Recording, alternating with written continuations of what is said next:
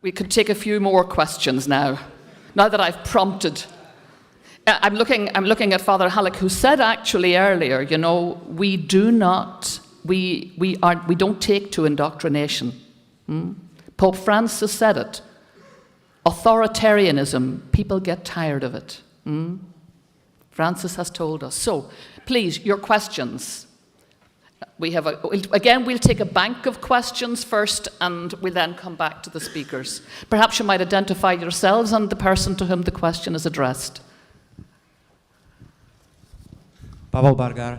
My question goes to both, actually, speakers. It will be on authenticity, which was the original topic of Professor Charles Taylor lecture, and which was also the topic that Professor Desmond commented on and interpreted it very helpfully, I think, as fidelity.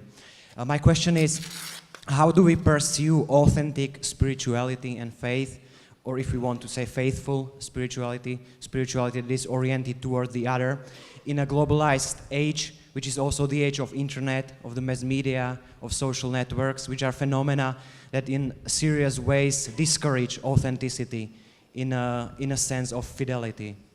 So how do we pursue authenticity in this context? Thank you.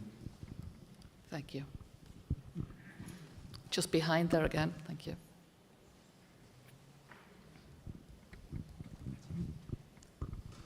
This question is for Professor Taylor.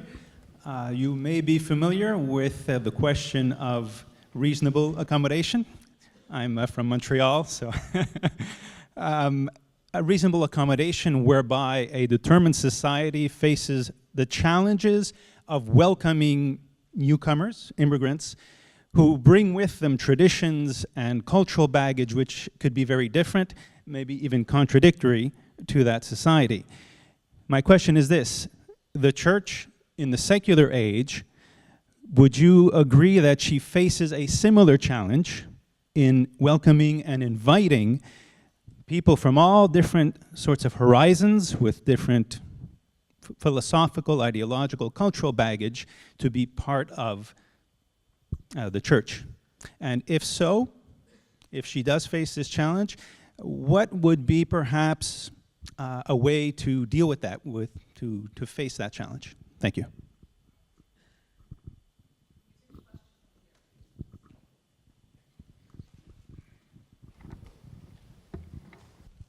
Thank you. My question is for Professor Taylor. We're living in a time of growing spiritualities. They are not Catholic or even Christians.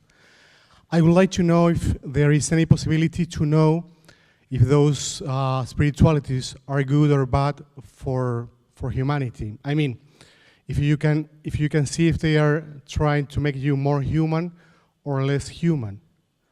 And also, if they are able to crack in some way the buffer self and to grow, to enhance a porous self, which is open to other people and which is also open to God.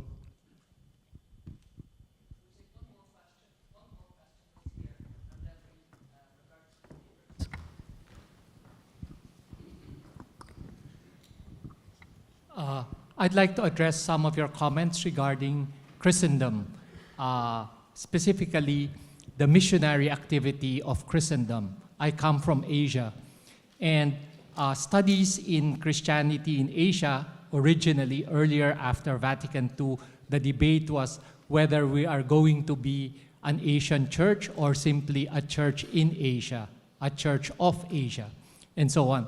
But now the discussion is whether one can speak of Asian Christianity or Asian Christianities. In other words, that there are different forms of Christianity in Asia. And I bring this up precisely because of the point that you made, that perhaps in the modern Western world, in a post-secular age, that there will be different forms of being Christian. Would they be the same or dynamics or similar? Would they be based on the same nature of what mission is and what Christianity is all about, or even religion? Thank you. Thank you. So authentic, and the thing is, it means, it had two different meanings in the question. I mean, the original idea of authenticity that I was trying to work with was the idea that each human being has their own way of being human, their own vocation, and they should find it and not take it, imitate someone else. But when you say authentic Christian, you mean a real Christian. You don't mean, see, the word authentic used along with another. So they don't believe in gestures. I thought, this is Rome. I thought this, anyway. There's an authentic X means a real X, an authentic, authentic Christian and so on. So it's different. The question, as it were, slid from one issue to the other. But I think there's an important issue arising there, which is that, as I tried to explain in one of the works about this, that the ethic of authenticity is like any ethic arising in history. It can be lived out in an extremely oversimple, bowdlerized form, or it can be lived out in a very deep, authentic, in this sense, in the second sense of the word, form. I mean, really living to that ethic. And the forms that are very trivial and superficial are forms which think that I have to draw just out of myself, right? Just without reference to anything else, draw out of myself what belongs to me. Whereas the form that makes sense given the human condition, that is given the condition that we only ever develop our identity in dialogue with others, and with our parents to begin with, and other people around us later on. It's always a relationship, right? So my identity, if I recognize what it really is all about, involves essentially other people. I mean, the median concept of the significant other is an example of a term that makes sense in the concept of authenticity, and which directly relates me to another person as part of my identity, right? So the thing is that you can't judge an ethic by its more degraded forms. I mean, you wouldn't judge the ethic of holiness by, people who are sort of setting themselves up as phony prophets and collecting money. You wouldn't say that was authentic, real holiness, and you wouldn't, as it were, judge the inadequacy of the ethic of holiness by its more degraded forms. And I think that's what a lot of people do. I mean, they think that you're simply saying you draw it all out of yourself, it has nothing to do with your relations, and that is such a nonsense when you think of what the human condition is.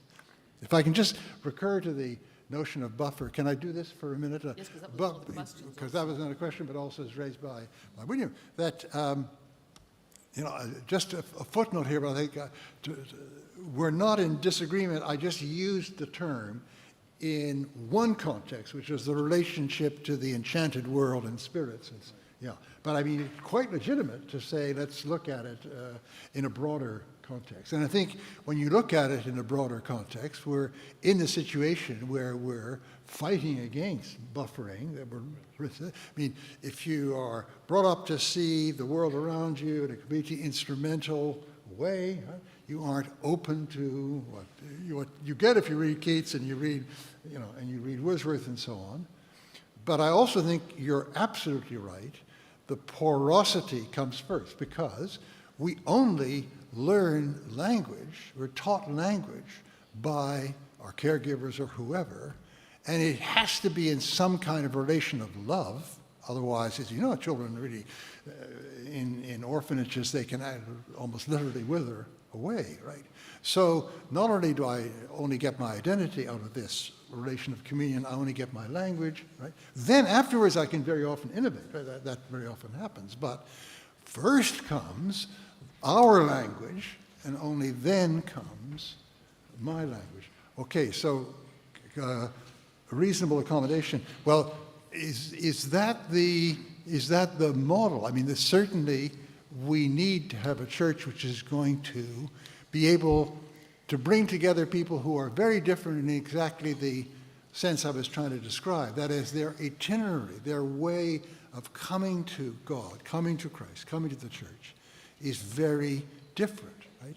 And some people are, for instance, deeply moved by the Latin Mass, deeply moved by the liturgical tradition. I confess I am too. And that's the really important portal that they go through. And other people are the ones, like the ones I was describing, are looking for a way of releasing a certain generosity in themselves, and they're trying to find a way of living that. Very different, very different modes of approach. The Catholic Church, if it's really going to be Catholic, has to be able to bring together, include all these different modes of approach. That's why I say the big question is, how do we, who are very different ones and are looking down on each other, how do we live together? But the Asian churches, I think this is something very interesting, because in many cases of Asian churches, the question of Christendom never has arisen. And it doesn't make sense in India. It's not, you're not living in a society which is, as it were, from the apex down, informed by Christianity, and it probably never will be like that. In the case of the Philippines, you have something like a colonial Christendom that was established. But in any other Asian context that I can think of, and maybe not East Timor, but in China, in Korea, so on, you have, in Taiwan, etc., you have Christian churches that are very plainly part of a very large mosaic of great difference and so on. Did you want to come, if the president will allow you? Did you want to respond? You wanted to say something back? Okay. The whole point precisely is that even in... Can you just wait till we get a microphone to you, please, so everybody can listen in and be part of it? Thank you. First, my point is, even from the point of view of the European missionaries, they wanted to transplant the church or Christianity, but Christianity, even in those minority countries, took on a form that is different. And that's my point there, that it's been different. And therefore, in a sense, this is perhaps an example of the new forms of Christianity in a post-secular age that will come. Thank you. Have you something you want to add, William? Yeah, I was asked also about authenticity, so I express my right to say something about it. My hesitation was to do with the fact that I do think that words carry a heritage of meaning in them, and much of the time we don't pay attention to words. So the word authentic carries a history of certain notions, and it could be the case that lexically it takes on a certain significance in our day today due to, again, historical developments. I mentioned the aesthetic case. So you have connoisseurs that authenticate genuine works of art, and the process of authentication is saying this is a Rembrandt. And of course, we find sometimes that works that were called from the school later being authenticated in that sense. But you see the very close and intimate connection between a singular hand and a work. So I think that authenticity is very much bound up with singularity in that sense. And when I was suggesting that a word fidelity is perhaps something to be considered, it was trying to bring in the intimate implication of being in relation to the other. So in other words, being true to oneself, which I think is one of the meanings that authenticity does now carry, is inseparable from being in relation to the other. In the background also, I was reacting against authenticity as a notion that you find among the existentialists back in the 40s and the 50s. And that also is highly accented in relation to the singular individual. And if you go back to a theme that is very present in Professor Taylor's work, namely the expressivist aesthetic of Romanticism into the 19th century, into the 20th century also. So that sense of authenticity is very much involved with this exploration of deep subjectivity, so to say. I'm not objecting to that at all, but I think the problematic place of our relation to the other can sometimes be recessed in certain forms of language, and that was the source of my query. Thank you. Yes, so we have a question here, we have one here, and we have one here. We have three just in a diagonal, and then we'll move to this side of the room for the others. You didn't get your hands up quick enough on the right-hand side. It's more a comment than a question. I was struck listening to the three of you by the way you presented your positions, almost as polar opposites. First, we should be careful about making too strong a comparison between the old confessionalism based on conscription and the new voluntary adult Christianity. I mean, we are here at the Gregorian. We've heard about Ignatian spirituality. Ignatian spirituality is based on a notion of born-again adults. It's not a notion of infant baptism. And this was the age of confessionalism. Even the very confessions were very much part of a very missionizing evangelization, not based on infant conscription. So we must be careful about constructing a kind of an old Christendom versus our own autonomous, liberating individuals. And the daddy in me finds very, very strange this notion that informing my children with values is a form of forcing a legal conscription on them. I mean, I don't see how else can you educate children but informing them with values. Of course, they will grow up and they will reject these values if they want. But the notion of these autonomous children that cannot be informed by any kind of indoctrination, I find very, very problematic. And it goes to the notion of these porous versus precisely buffer selves. I mean, we must be careful constructing these dichotomies of autonomous modernity and heteronomous tradition. We must be very, very careful. Thank you.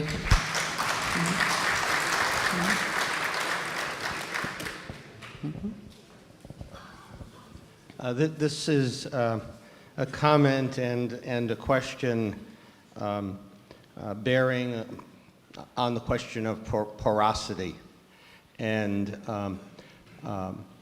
it seems to me, and I'm hoping I'm consistent with the response that Charles gave in terms of where in his account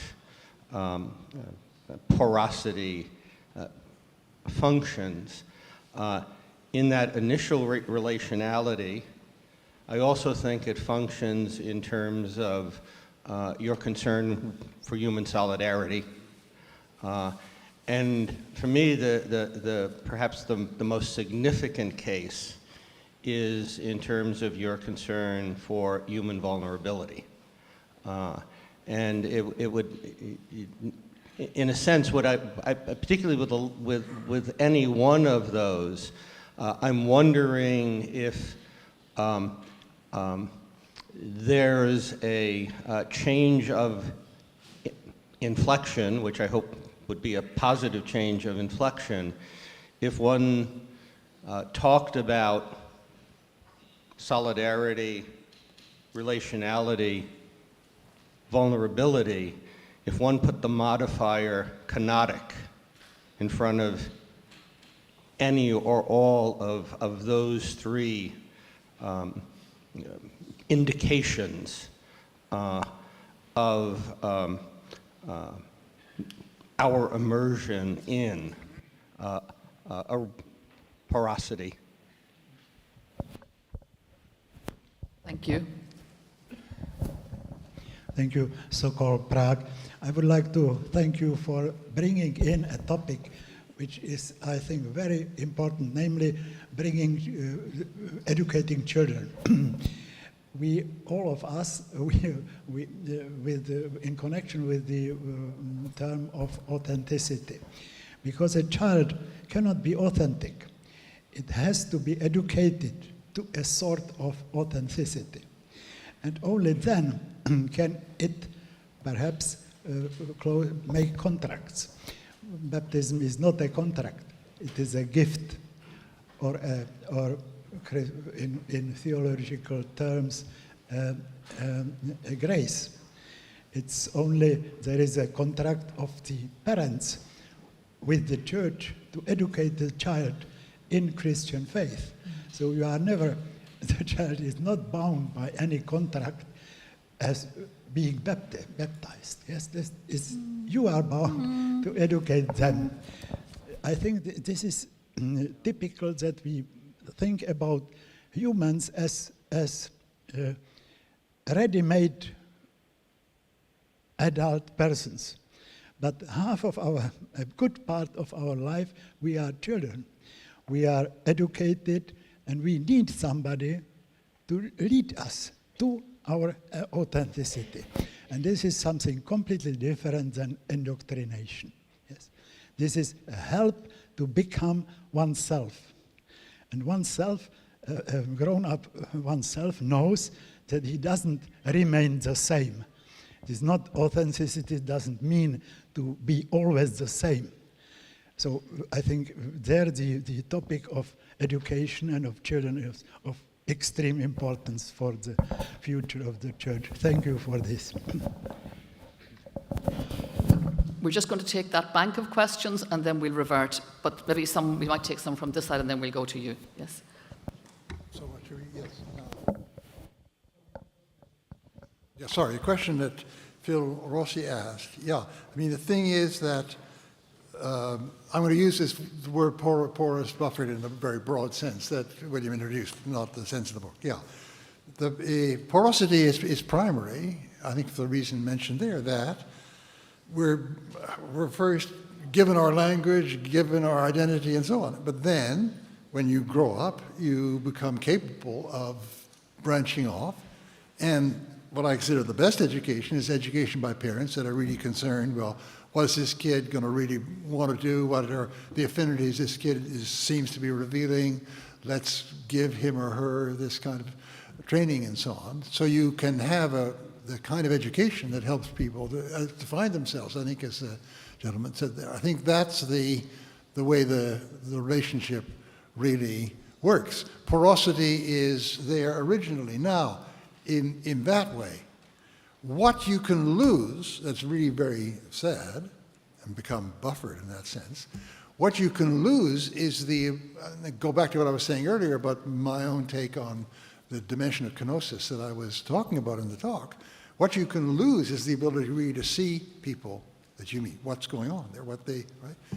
You can kind of desensitize yourself, or you can be we all are so preoccupied with your own, you're classing people in terms of, what you think is good or bad and so on, and you can't listen to them anymore. So what we very often have to do in our civic culture is relearn to listen. For instance, listening is one of the really great thing about being a teacher, actually, is when you start to direct people's theses, you have to listen. And first of all, you don't understand so what they're trying to get at. So you have to go back and forth, and you kind of learn to listen. And that is relearned porosity that we have to somehow struggle to get in our situation. Yeah, I entirely agree with what the gentleman said back there. Yeah. Is there anything to add to that, William? Well, first of all, it certainly wasn't my intention to set up dualisms between autonomy and heteronomy. It's a question of thinking the richness and intricacy of freedom and freedoms. And I didn't think really that the intention of the other speakers was there were doublenesses at stake, but doubles are very equivocal and have to be handled with finesse. Doubles are not dualism simply. So I think that part of our task as philosophers and thinkers are to develop the esprit de finesse, as Pascal puts it, in relation to tradition and modernity also, and in relation to the meaning of freedom. So I think that what has been said here about porosity, I agree very much with. On the question of infant baptism, I think it's a very delicate issue in the sense that not only a church accepting an initiate at the earliest possible moment, it's not the choice of the child in that sense. But it's a welcome into a community, and hence something is given from others, from the other.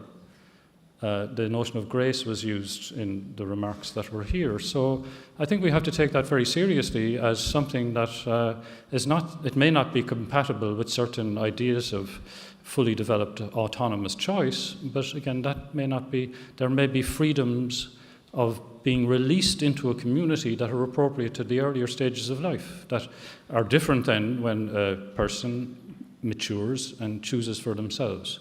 But there can be deep value, I think, in being offered something by a community in that larger religious sense, but also by parents themselves. Parents are, if they're good parents, they'll inevitably say, I want to pass on values that I consider of ultimate moment to my children. Again, you might consider the value of allowing the child later to choose for themselves as one of those ultimate values. But I think it's just part of the human condition that if you're a parent and caring for your children, you will want them to inherit, in some sense, the values that you consider most fundamental. Yes, and perhaps I could add that just so that there is no misunderstanding, I have no problem and in taking on as a parent, as many of us here are, the joy of handing on to your child what you think is valuable and will be valuable, the joy of giving them access to grace, to sacramental grace, the strengthening that comes from that. But here's the difference. The problem is, in fact, I think that we've heard that our children are not entered into a lifelong contract. That's actually untrue. If, canonically at baptism, if they're baptized in the Catholic Church, they are members from that moment on of the Catholic Church. That's what we also confer. We can't run away from that reality, though many people are walking away from that reality. We've heard over years the expression semel Catholicus, semper Catholicus. When we talk about those who leave, we talk about them almost in terms like you might about somebody who's left the military and gone AWOL. It's kind of like, get back here. What are you doing out there? You're not living up to your rights, not up to the obligations of membership of the faith. And that's the question. It's not the raising of the small child. It's the raising into adulthood of the child and how we move from them being and seeing themselves as conscripts to seeing themselves, like the catechumens do, as volunteers, as people who have taken on this wonderful sense of being loved by God and who want themselves now to be witnesses in the world as volunteers rather than kind of frustrated former conscripts. We've a lot of frustrated former conscripts around. Now, we'll go here. Oh, sorry, I beg your pardon. I promised you, but I will go here first to take a few from here and then we'll go back. Can we take this question there and that question over there, and then we'll come back to you. Okay.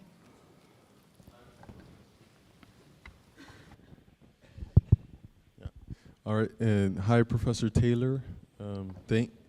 Just a little bit more loudly, please. Okay. I don't think people here can hear you well. Thank you, Professor Taylor, for your talk today. And my question, that the conference has dealt a lot with, of course, the topic of renewing the church in a secular age.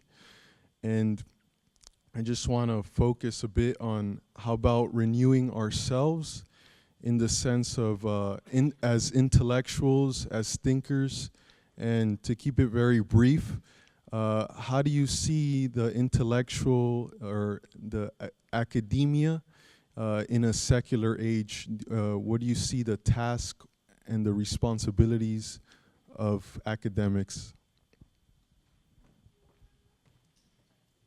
We have another question just over here on the right. Yes, I'm a Franciscan teaching in Antonianum University. I have been reading and reviewing your work in the last years and following the discussions after a secular age. And I have wondered always about the absence of Weberian issues concerning secularization, Max Weber issues concerning secularization in your analysis. My question is, do you think that economic factors, economic structure, the issues that Pippa Norris and Engelhardt show that have a high impact in secularization, like the well-functioning of welfare state, or the issue of the impact of science, and so the need to update faith to render it credible in a scientific culture, are less important or are secondary? Or do you think that we need to address all these challenges too? Thank you.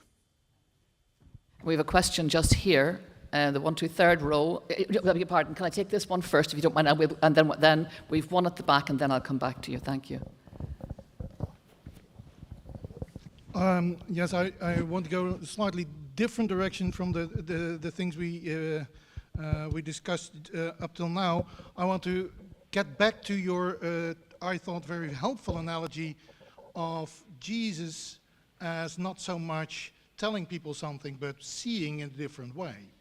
So what you suggested was that his preaching was not so much telling people something, but looking at them that they could understand themselves in ways they could not imagine before. I mean, the way he saw them made it, and you said performative, it was a performative way of seeing them. And I think that could be, in a very profound way, being a model of the church. So then the question is not so much what do we pass on, but how do we look at the world and how do we look at people in such a way that they can do something which they could never think of before that they could be doing in a certain way. And then to get back to your to the parable of the mustard seed, then we are, I would argue, more the birds than the tree. So the idea of being part of the church is, I would say, not making the tree grow. I mean, the tree will grow anyway. We have to be the birds in a certain way, or we have to understand our world as a place where the birds can be. Thank you. And we have one up here, just the very back. Thank you.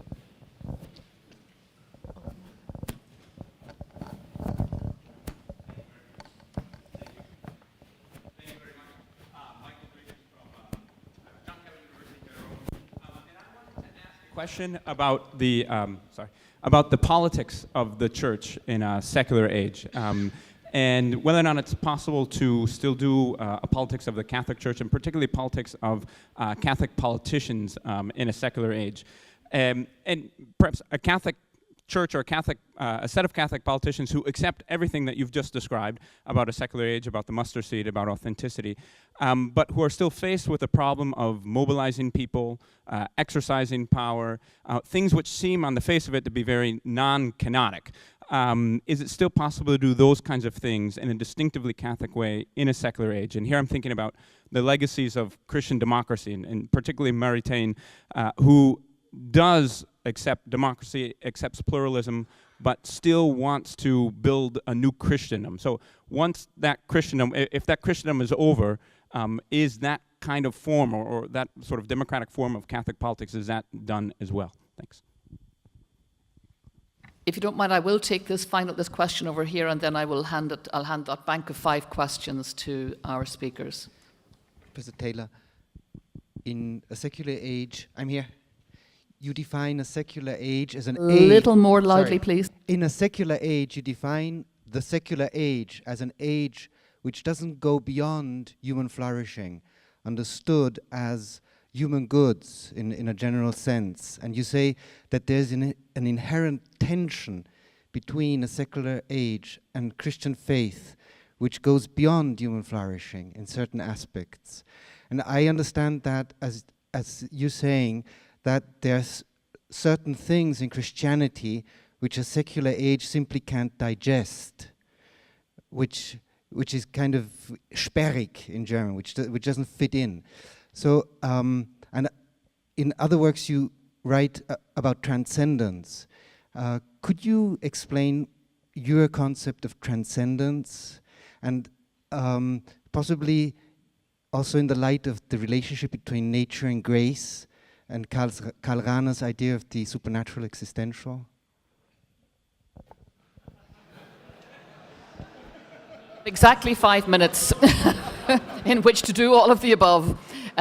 So we're back to the panel, and we will not be reverting now to the audience for more questions. This is the final roundup. So just to warn you, it's the final roundup. All right. Best of luck to you with that then. So, I mean, the responsibility of academics, well, I think in one way it's like the responsibility of just anybody in the church to speak up and give their view and so on. But if the academic happens to be in a field where they have some expertise, I mean, sociologists and so on, then they have a very special responsibility to bring this to bear. But we all share, whatever we are in the church, the responsibility of speaking up. I don't think that academics in general, have a kind of special role here, unless, as I say, they have some kind of expertise which is directly relevant to the missteps the church is making and so on. Now, the Weberian, I think the next question was I think that I'm not entirely sure that what you were articulating was the Weberian view, because I think that when you talk about what's the role of the economic change in bringing about secularization, what's the role of science and so on, you sound as though you're operating in a kind of monocausal, or you're looking for the single cause, right? And I think that can't be right for a big change like this. In other words, and you see again and again and again, that's the supposed correlations in history between this kind of economic development or social development on one hand.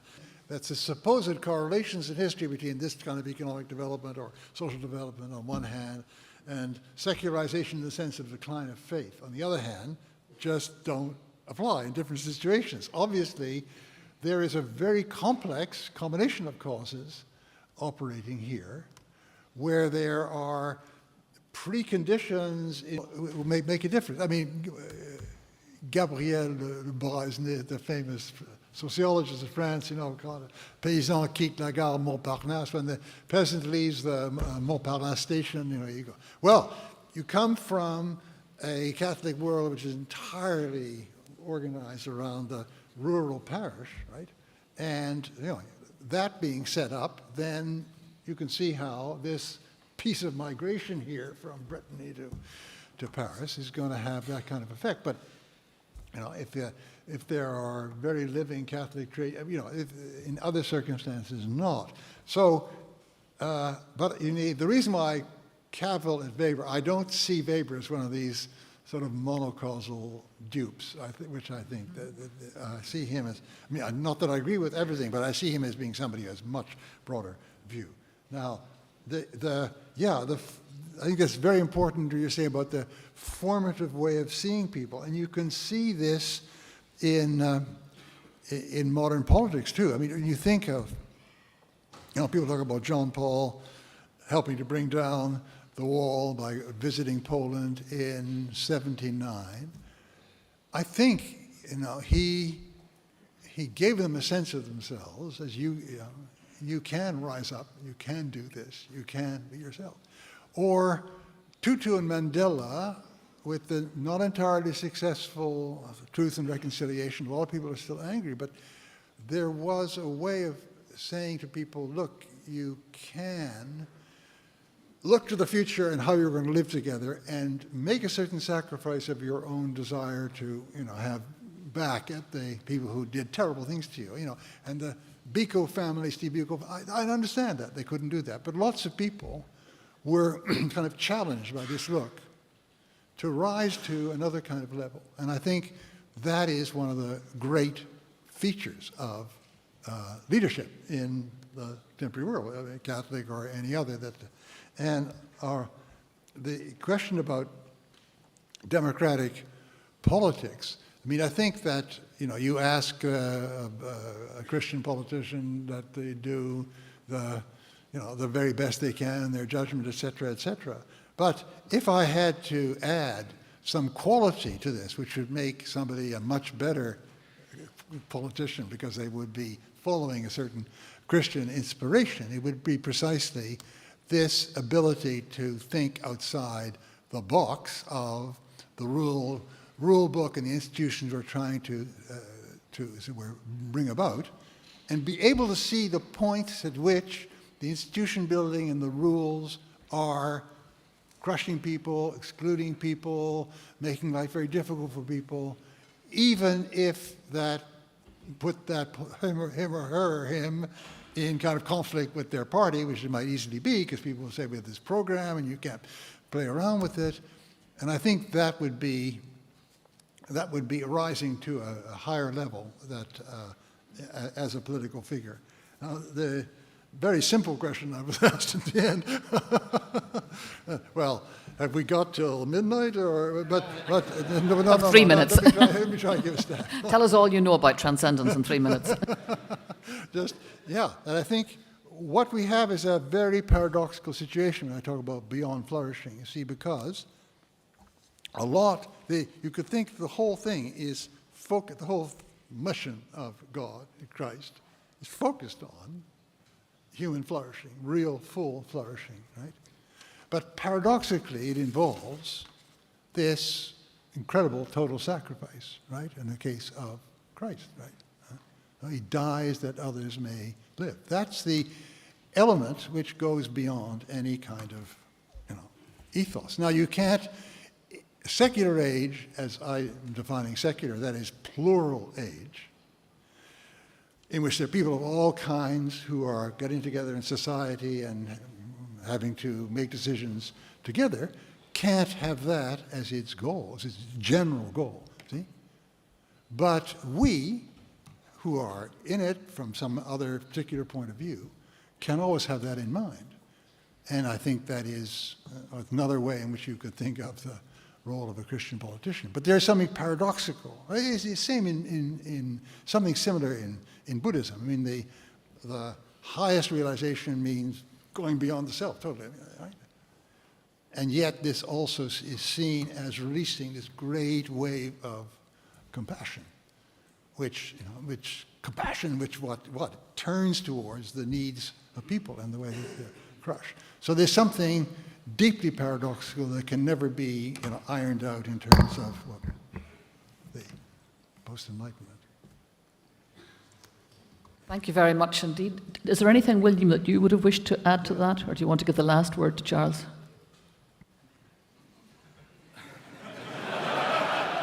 "25 things. Okay, one.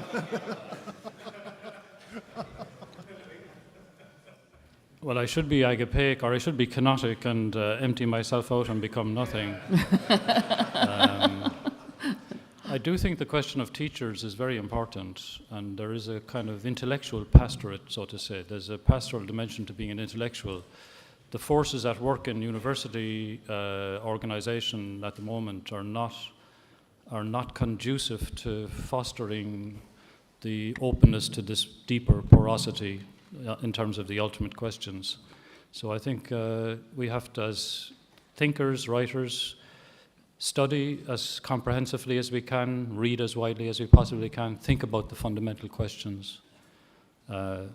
Easier said than done. On the politicians, I did think of Nietzsche has a brilliant phrase. He talks about a Roman Caesar with the soul of Christ. I think myself that a Roman Caesar with the soul of Christ is an impossibility if the Roman Caesar remains the Roman Caesar. And I think we should pray for politicians and hope that they are not those who are the stony soil on which the seeds are thrown. Hopefully that they're fertile soil on which something flourishes. That's a rather nice way to end. That was very well done. Thank you. Very nice.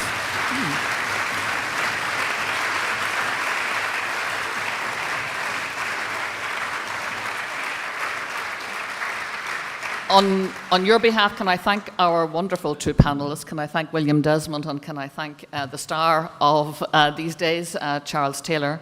You've been an extraordinarily receptive, provocative, and patient audience, and it's been just a joy to be part of what has been a really very, very impressive 2 days of thinking.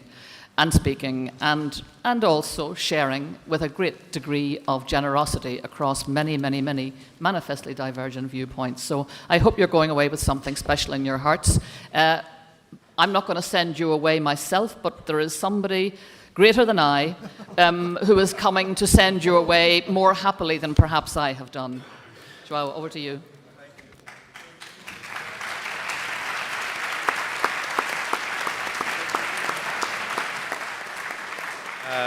Thank you very much indeed for this wonderful moderation, to Charles and to William for being here and being part of this exciting dialogue, exciting conversation. So thank you.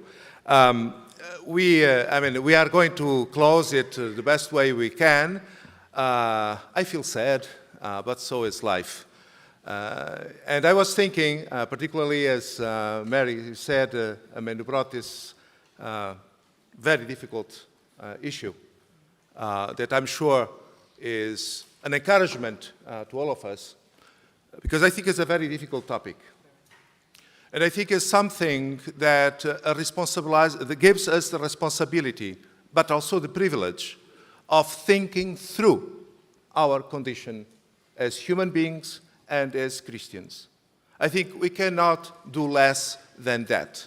And this is what we did here so magnificently in these 2 days. And I think this is the lesson that we all need to take along as we move on here in the university and to all the different places, particularly knowing that people come from all over, from Australia to Russia to Ukraine to Italy to Macerata and so on and so forth, to Portugal.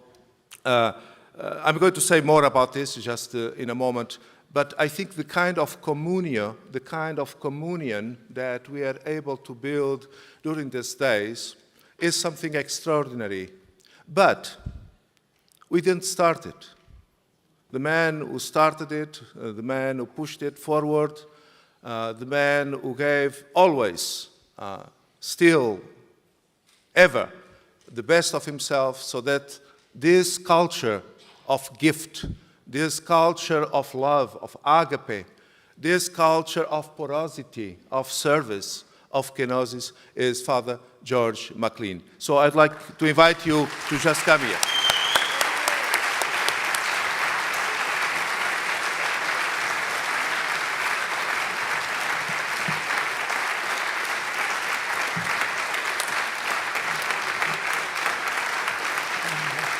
Good.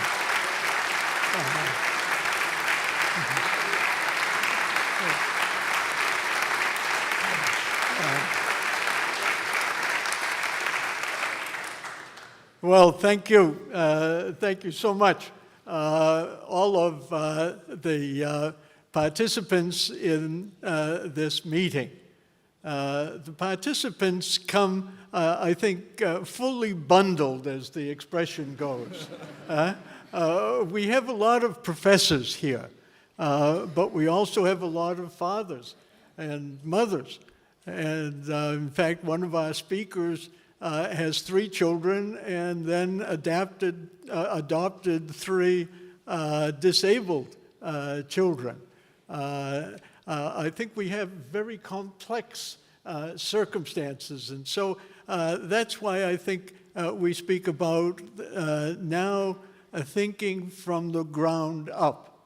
We begin not with the Pope, although it would be fully worthy if we did, but we begin now with the families, and the families then to the teachers, and the teachers then to those who are working on special projects, and that then includes everybody in this room.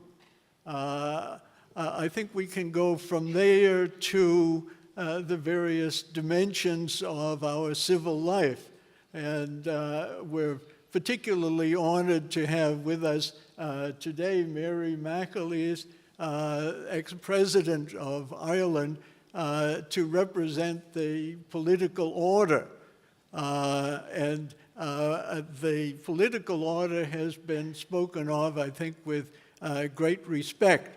and it will be more respected from the results of this afternoon's session and Mary's presentation. We have here in the room also representatives of a set of 16 teams who have been working on this issue of faith in a secular age. The Secular Age, evidently, is the title of the book of Professor Taylor. The teams that have been working on this, the 16 teams, they spread across, especially in North America and Europe, and hopefully will be followed by others from China during these following years, and from Africa and from Latin America. But we have people here from Peru, and we have people here from South Africa, and we have people here also from China. In fact, we can say that this meeting was put together by Hu Yeping, coming from China, continue on this. And so I've been asked by a number of people, is there a way of joining in? How can we continue this? This is the kind of work that needs to be done. And there is.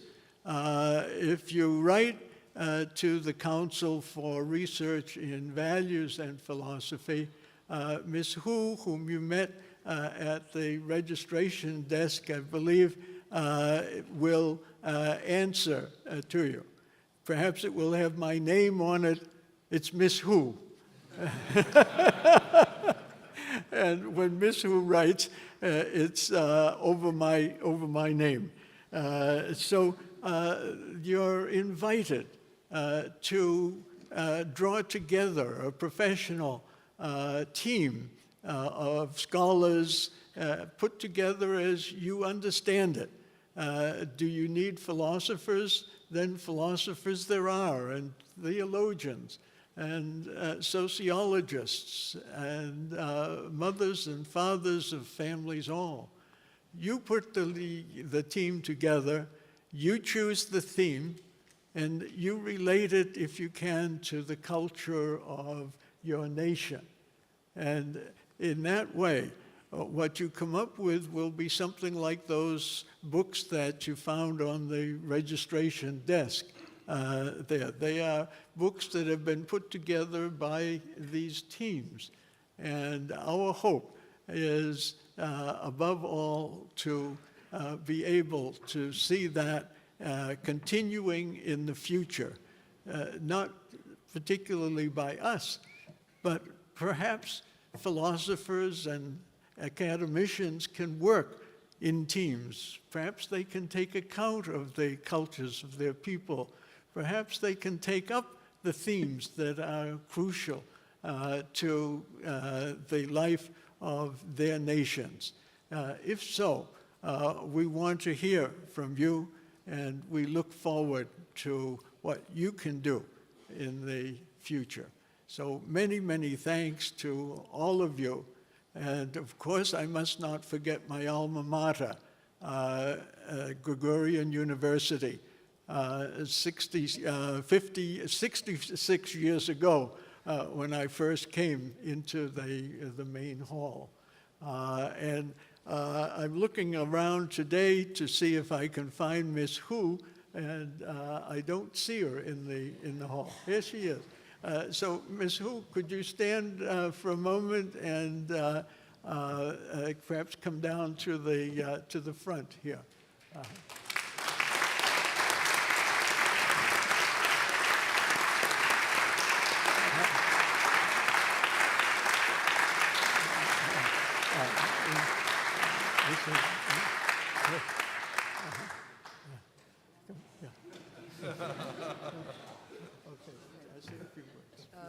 I just, Professor McLean asked me to say a few words.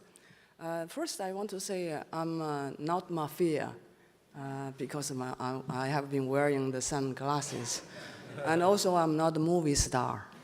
Try to hide myself, and not to be cool, because I lost my sunglasses on the plane, and this is the only glasses I have with the prescriptions. So I have to wear this 2 days. And also, I'm sorry for my voice. I lost it. And my voice back to China. And I'm also very privileged that to be here as a Chinese. And China has 1.4 billion people, but they say four persons, one Chinese.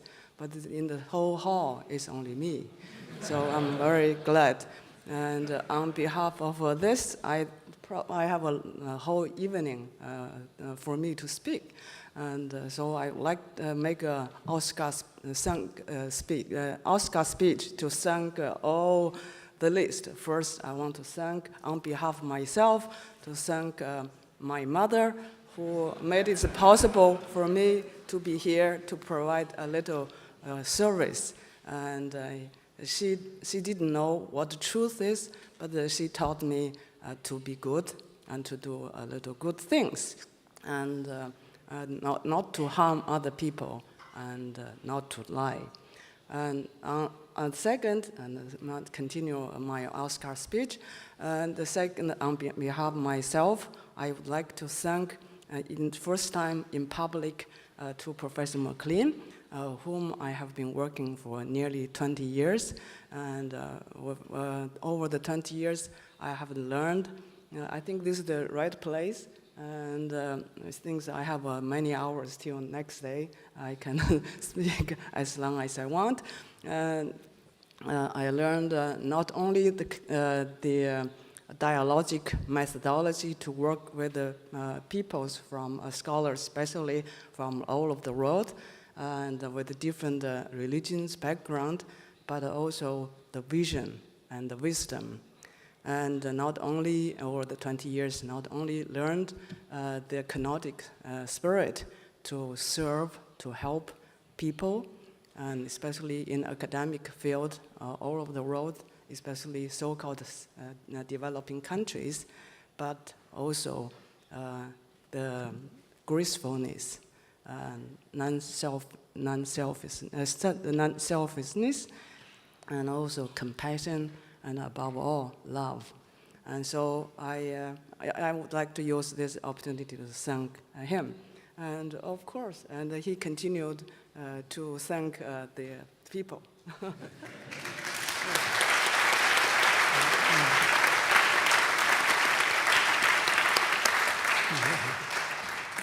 I think we all have our stories. I would like to tell a short story, and that is the trip here, coming to Rome this last week. We got to Munich, and Hu Yeping received word that her mother had passed away. So in between last Thursday and this meeting, Hu went back to China and buried her mother. And so we thank her deeply for the dedication that brought her back. And,